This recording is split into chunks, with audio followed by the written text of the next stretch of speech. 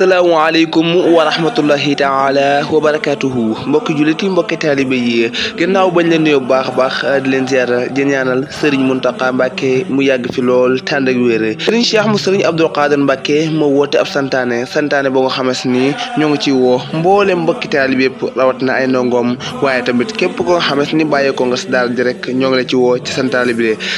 bi nag incha allah rabbil alamin le 23 la yemoo ak lundi bii di ñëw incha allah rabbil alamin ñoo ngi ci woo mboolem ndongo yëpp ak daara ju mag jooju nekk foofu nga xamante ni moo nekk kër Serigne Abdoul Khadir Mbacké ay cokon santaane baa ngoog mbokki taalibe yi mbokki jullit yi ñun ñëpp ñoo ko yëgandoo kon boog na ñëpp gaaw waajal santaane boobu nga xamante ni Serigne Cheikh ibnu Serigne Abdoul Khadir Mbacké moo ko daal di wooteel ñoo ngi ci woo nag mboolem ko nga xamante ni rek am ndongo nga woon ci daara ja waaye tam képp ko nga xamante ni soppe nga wala nga xarit wala nga am di jàmm ñoo ngi la ci woo santaane bi nag fan lay amee moo nga amee Touba Rawdu Rayaahiin kon boog ku na ko jëpp daal di waajal foofa ca diwaanu Touba Rawdu Rayaahiin jëwriñ Serigne Jili Diop moo ngi ci woo mboolem mbokki taalibe yëpp ak ñi mu njaboote waaye tey jëwriñ Serigne Dame Samb moo ngi ci woo mboolem ñi nga xam si ñoom la jiite ñëpp di leen ci woo ci santaane bi santaane ba nag jàpp nañ ko 23 yemoo ak lundi nekk foofee nga xam si moo nekk Touba Rawdu Rayaahiin Serigne Cheikh mu Serigne Abdoul Khadir Mbacké woote ko ñoo ngi ci woo mboolem mbokki taalibe yëpp wasalaamu aleykum wa rahmatullahi taala wa barakatuhu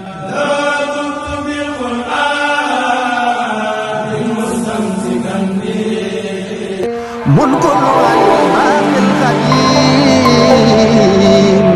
جعلني أسنى خديم